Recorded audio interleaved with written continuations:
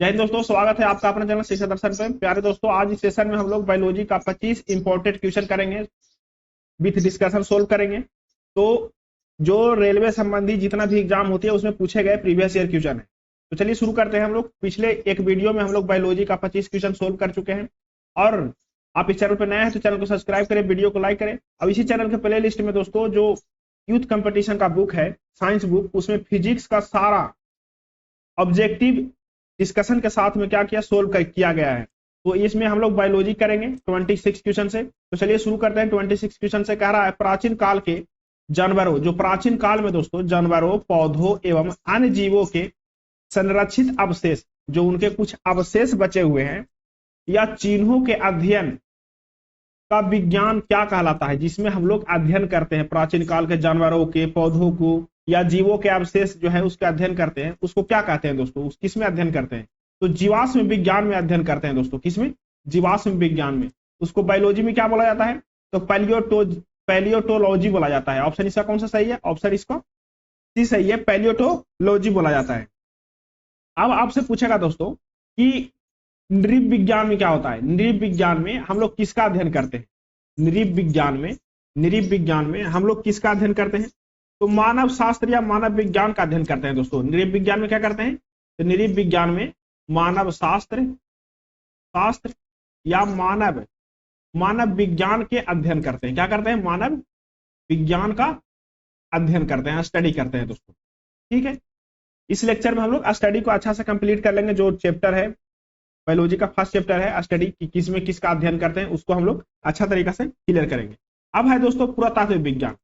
पुरातत्व विज्ञान आपसे पूछेगा पुरातत्व विज्ञान में क्या अध्ययन करते हैं? तो पुरातत्व विज्ञान में दोस्तों मानव के संस्कृति के बारे में अध्ययन करते हैं। किसके बारे में?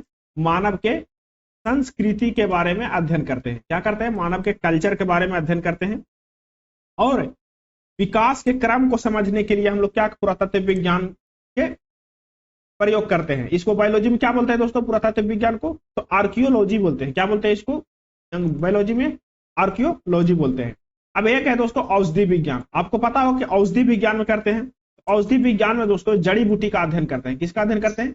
जड़ी बूटी का अध्ययन करते हैं, स्टडी करते हैं। किसमें? औषधि विज्ञान में। इसको बायोलॉजी में क्या बोलेंगे? तो फार्माकोलॉजी बोलेंगे। क्या बोलेंगे? फार्माकोलॉजी बोलेंगे। चलिए क्वेश्चन नंबर देखिए अगला। क्वेश्चन नंबर अगला कहता है दोस्तों 27, जीवाश्मों के अध्ययन को क्या कहा जाता है? आप अभी देखें कि जीवाश्मों के अध्ययन को क्या कहा जाता है। तो जीवाश्मों के अध्ययन को कहा जाता है दोस्तों जीवाश्म विज्ञान। क्या कहा जाता है? जीवाश्म विज्ञान कहा जाता है। अब कहेगा तो जीवाश्म विज्ञान के बायोलॉजी में क्या बोलते हैं? तो जीवाश्म विज्ञान के बायोलॉजी में क्या बोलते हैं दोस्तों? तो पैलियोटोलॉजी बोलते हैं। क्या बोलते हैं इसको? तो पैलियोटोलॉजी। क्या बोलते हैं? पैलियोटोलॉजी बोलते हैं। जीवाश्म विज्ञान क्या बोलते हैं? पैलियोटोलॉजी बोलते हैं। अगला क्वेश्चन देखिए, क्वेश्चन नंबर 28 देखिए। क्वेश्चन नंबर 28 कह रहा है पैलियोटोलॉजी के अध्ययन से संबंधित है। देखिए सारे जो क्वेश्चन है वो किसी न किसी एग्जाम में पूछा गया है। देखिए आरआरबी जेईई में पूछा गया क्वेश्चन है। तो पैलियोटोलॉजी डॉट के अध्ययन से संबंधित है। किसके अध्ययन से संबंधित है? अभी देखें जीवाश्म के अध्ययन से संबंधित है पैलियोटोलॉजी। किससे संबंधित है? तो जीवाश्म के अध्ययन से संबंधित है। अगला क्वेश्चन देखिए, क्वेश्चन नंबर 29 कह रहा है दोस्तों पादप विज्ञान फाइटोलॉजी में किसका अध्ययन करते हैं? पादप विज्ञान में हम लोग किसका अध्ययन करते हैं? तो पादप मैंने समझ रहे होंगे दोस्तों कि पेड़ पौधे के बारे में बात कर रहा है। मनुष्य के शरीर का संरचना भी नहीं हो सकता है। शुद्ध मात्रिकी, मानव मनोविज्ञान। तो ऑप्शन बी सही है। पादप विज्ञान में किसका अध्ययन करते हैं? तो पौधों का अध्ययन करते हैं। किसका अध्ययन करते हैं दोस्तों? तो पौधों का अध्ययन करते हैं। क्वेश्चन नंबर देखिए 30। क्वेश्चन नंबर 30 कह रहा है दोस्तों ऑन्कोलॉजी। क्या कह रहा है?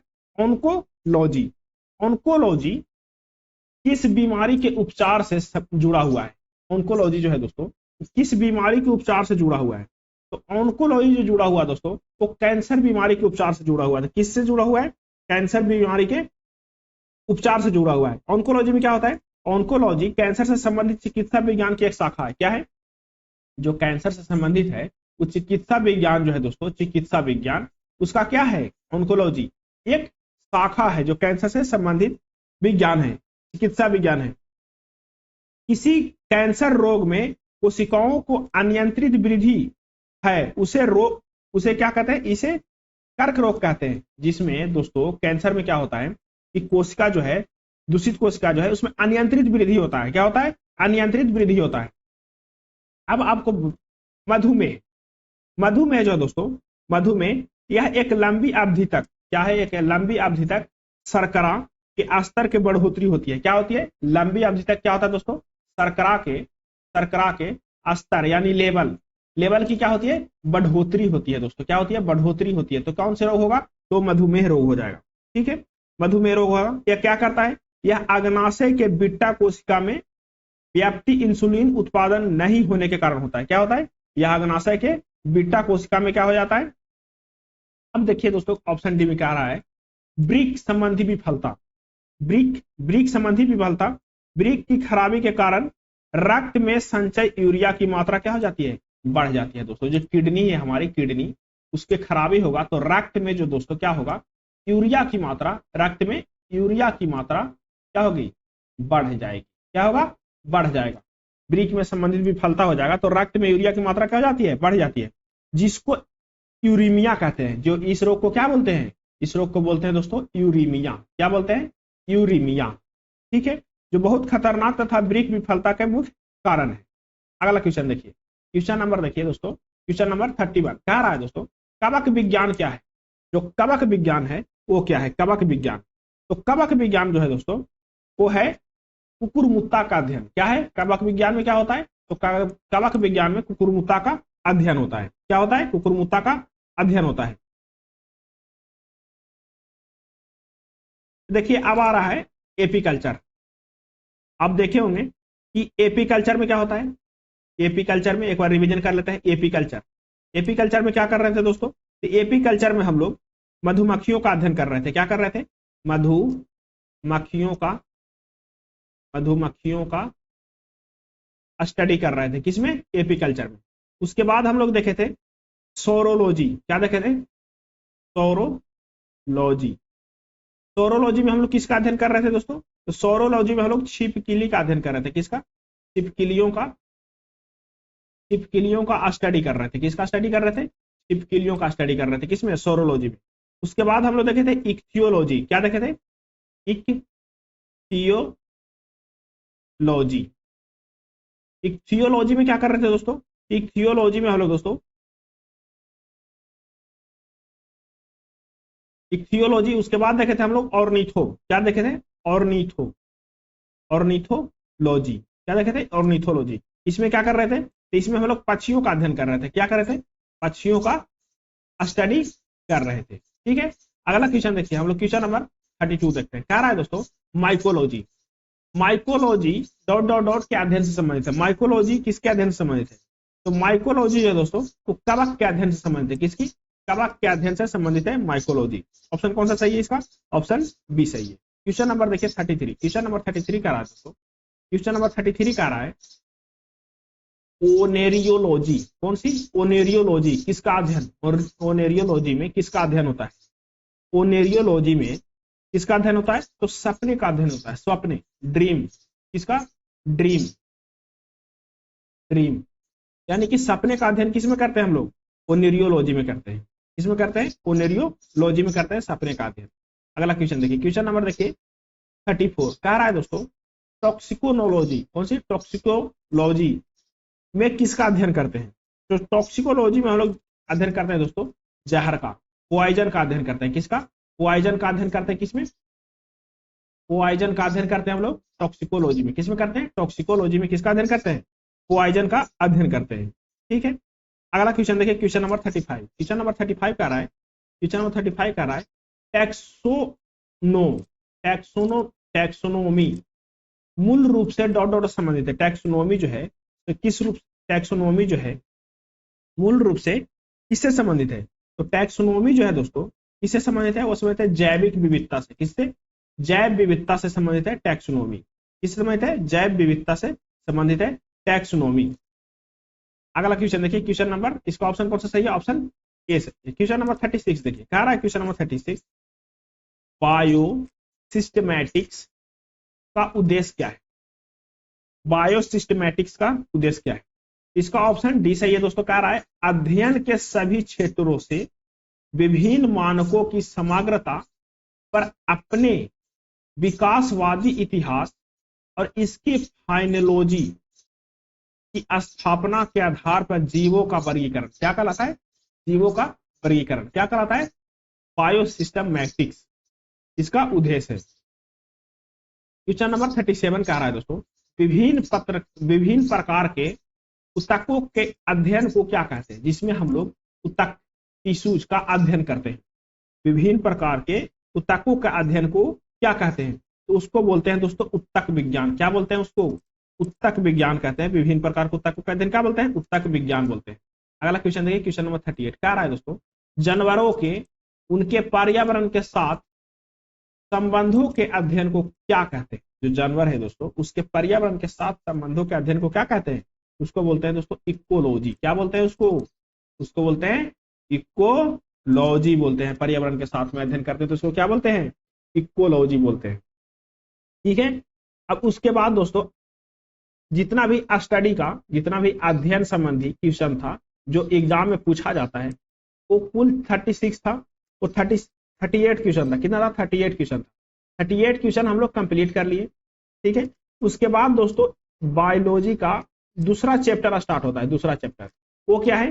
वो है सेल, कोशिका, सिद्धांत, संरचना, कार्य, यानी कि थ्योरी, स्ट्रक्चर और फंक्शन।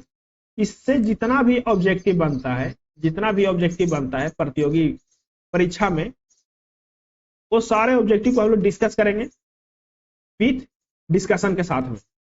इसका टॉपिक है, फर्स्ट टॉपिक है जंतु कोशिका, एनिमल सेल के बारे में, एनिमल सेल के बारे में, जंतु कोशिका के बारे में। तो चलिए हम लोग शुरू करते हैं क्वेश्चन नंबर 1 से।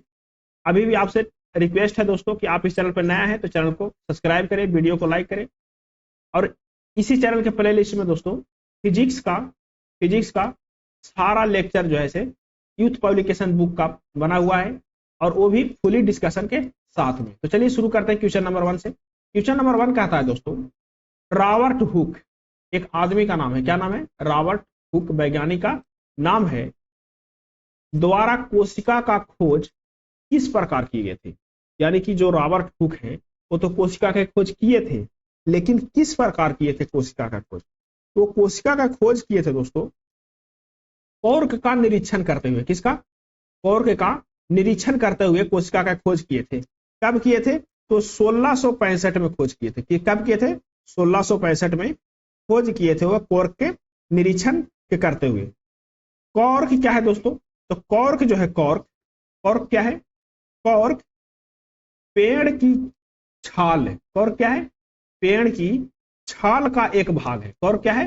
पेड़ की छाल का एक भाग है दोस्तों। कॉर्क क्या है? एक पेड़ की छाल का एक भाग है। इसको क्या किया था? उन्होंने कॉर्क की पतली स्लाइम ली और उसे क्या किया? सूक्ष्मदर्शी पर सहायता से क्या किया? अध्ययन किया। ठीक है, उससे किसकी खोज की? उसने खोज की कोशिका का खोज की। किसने? रॉबर्ट हुक ने। कब? 1665 में। किसकी सहायता से? तो कॉर्क के निरीक्षण करते हुए। अगला क्वेश्चन देखिए, क्वेश्चन नंबर कितना देखिए? क्वेश्चन नंबर 2 कह रहा है दोस्तों, कोशिका का खोज एनटीपीसी में पूछा गया क्वेश्चन है। सारे क्वेश्चन है दोस्तों जो रेलवे संबंधी या और भी कई प्रतियोगी परीक्षाओं से में पूछा गया क्वेश्चन। फिर कह रहा है कि कोशिका का खोज किसने किया था? तो कोशिका का खोज किसने किया था? तो रॉबर्ट हुक ने किया था कोशिका का खोज। किसने किया था कोशिका का खोज? रॉबर्ट हुक ने कोशिका का खोज किया था। अगला क्वेश्चन देखिए, क्वेश्चन नंबर 3 कह रहा है दोस्तों, केंद्रक और कोशिका झिल्ली के बीच मौजूद जेली, जो एक जेली की तरह रहता है जैसे पदार्थ को क्या कहते हैं? जो केंद्रक और कोशिका झिल्ली के बीच में मौजूद रहता है जेली की तरह, उसको क्या कहते हैं दोस्तों? तो उसको बोलते हैं कोशिका द्रव। क्या बोलते हैं उसको? उसको बोलते हैं कोशिका द्रव। ऑप्शन कौन सा सही है? ऑप्शन बी सही है। कोशिका जो है दोस्तों, कोशिका जीवों की आधारभूत संरचनात्मक है एवं एक क्रियात्मक इकाई है। क्या है? जीवों की आधारभूत संरचनात्मक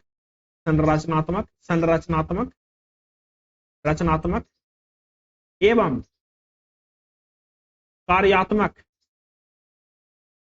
कार्यात्मक क्या है?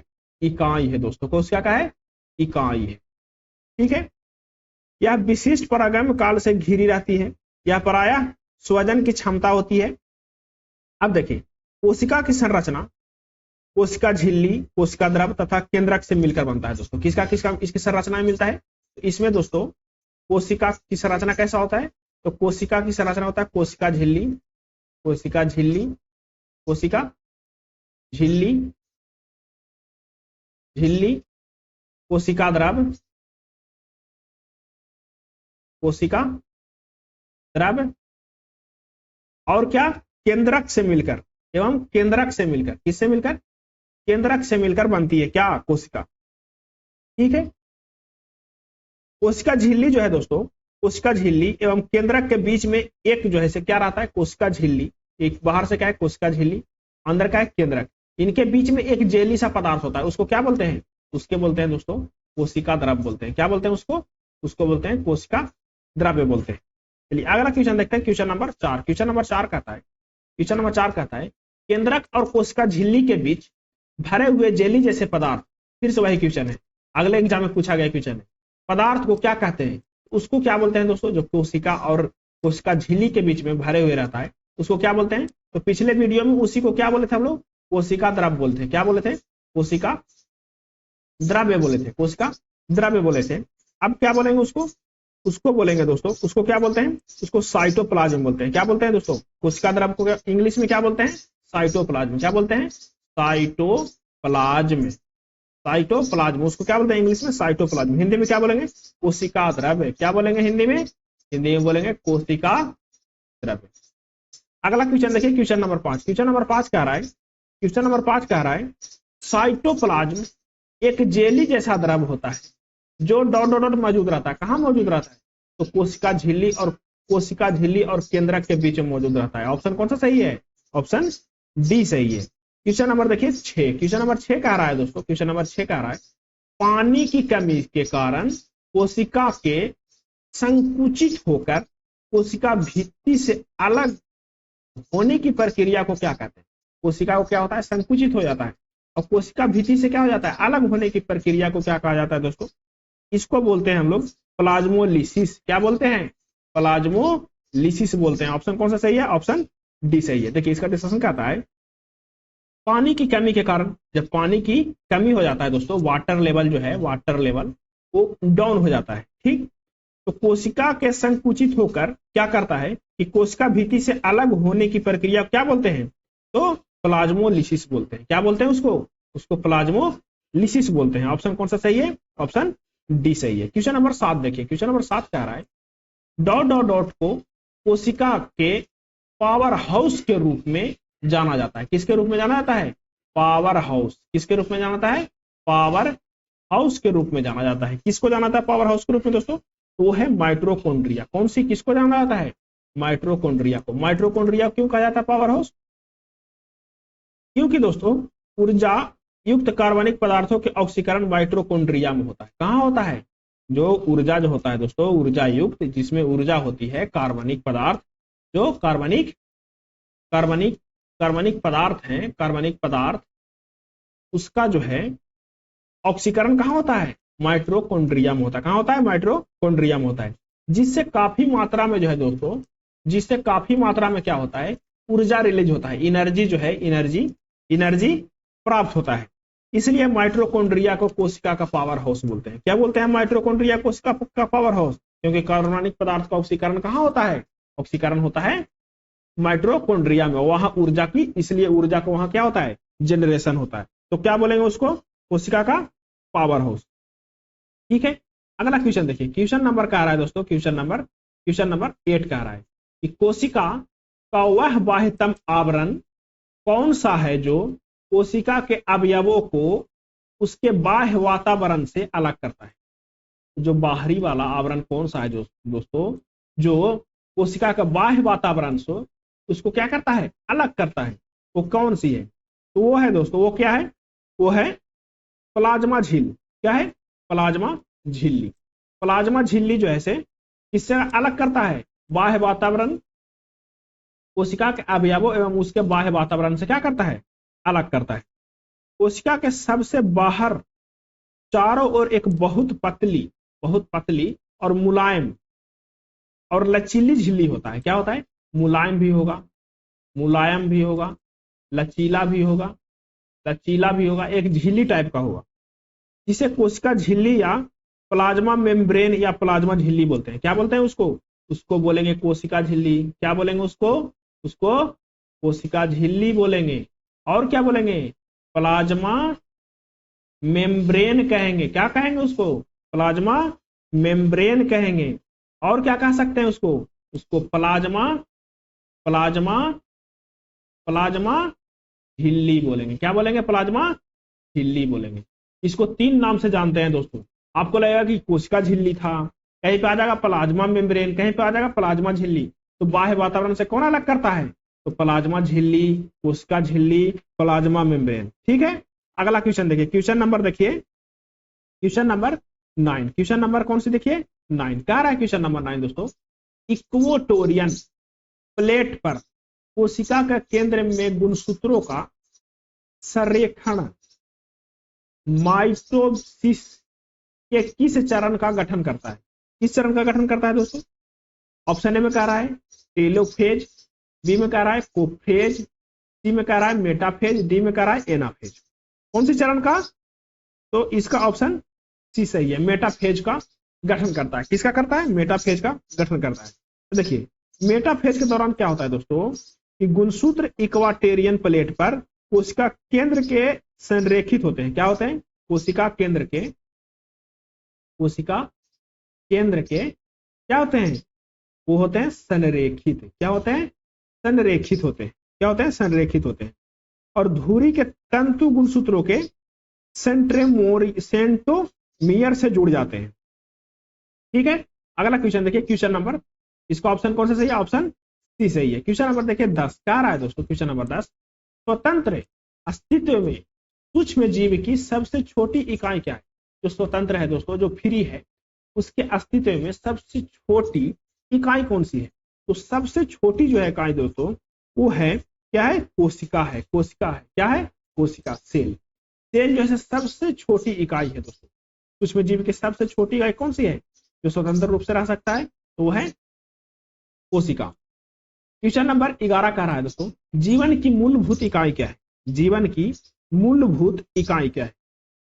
तो जीवन की मूलभूत इकाई यूनिट, वो भी क्या है? एकदम लास्ट वाला क्या है? यूनिट है। सॉरी, क्या है? कोशिका है। ऑप्शन कौन सा सही है? ऑप्शन कौन सा सही है?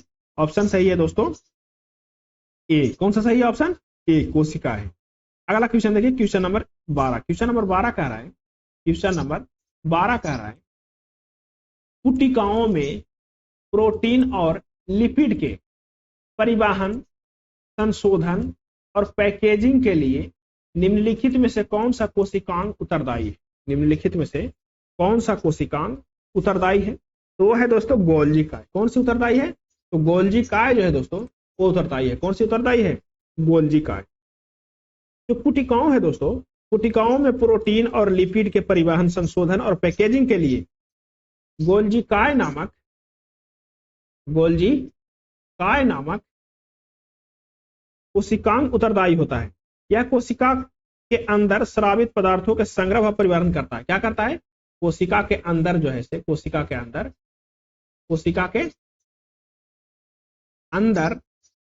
क्या करता है? स्रावित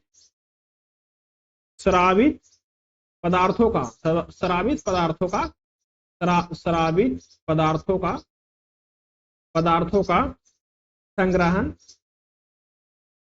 संग्रहण करता है और परिवहन करता है। क्या करता है? संग्रहण और परिवहन करता है। कौन? गोल्जी काय। अगला क्वेश्चन देखिए, क्वेश्चन नंबर 13। क्वेश्चन नंबर 13 कह रहा है कि कुल मिला के दोस्तों,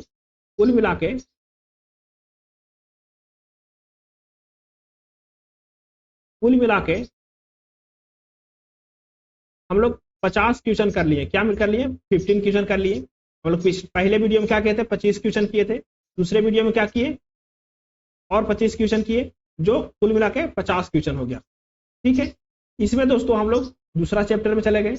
अगले वीडियो में देखेंगे हम लोग क्वेश्चन नंबर 14 से। तो चलिए रहने देते हैं, फिर मिलते हैं नेक्स्ट वीडियो में। फिर से आपसे रिक्वेस्ट है दोस्तों कि आप इस चैनल पर नए हैं तो चैनल को सब्सक्राइब करें, वीडियो को लाइक करें। और इसी चैनल के प्ले लिस्ट में दोस्तों फिजिक्स का सारा वीडियो लेक्चर है, उसको देखिए बारी बारी से। मिलते हैं अगले वीडियो में। बहुत बहुत धन्यवाद।